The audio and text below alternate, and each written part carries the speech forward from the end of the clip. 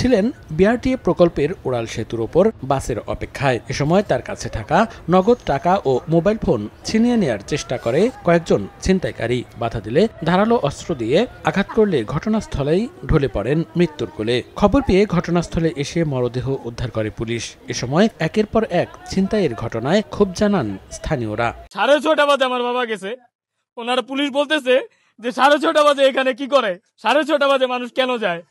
তাহলে আপনারা কেন এত বড় থানা রাখছেন যে একটা মানুষের সিকিউরিটি দিতে পারেন না 24 ঘন্টা? পোস্টমর্টেম করতে দিতে হবে। পোস্টমর্টেম করলে নাকি একটা ডকুমেন্টারি, এর বেসিসে নাকি তারা ক্রিমিনাল ধরবে এবং একটা ছিনতাইকারীর সাজে নাকি তারা অনেকগুলো ধরবে। কয়টা ধরছে? চিন্তা থেকে একজন বলতেছে যে 6:30 বাজে উনি এখানে কি করে। বললাম তাহলে এটার কোনো সমাধান নাই?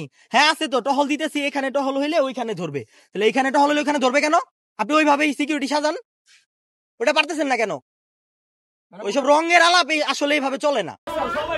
এদিকে ছিনতাই ও হত্যার ঘটনায় টঙ্গী পূর্ব থানায় মামলা করেছে নিহতের পরিবার। জড়িতদের আইনের আওতায় আনার আশ্বাস পুলিশের। আমরা গ্রেপ্তার করি, আদালতে সোপর্দ করি। আমরা এমনও ছিনতাইকারী পেয়েছি, একজনেরই আমরা 3-4 বার পর্যন্ত গ্রেপ্তার করেছি। কনভিকশনের বিষয়টা তো আমাদের নয়, আমরা বিজ্ঞ আদালতে সোপর্দ করি এবং প্রতিনিয়ত ছিনতাই গ্রেপ্তার করতেছি। নিহত সিদ্দিকুর রহমান কেরানীগঞ্জের একটি বিদ্যুৎ ট্রান্সমিটার তৈরির কারখানায় চাকরি করতেন।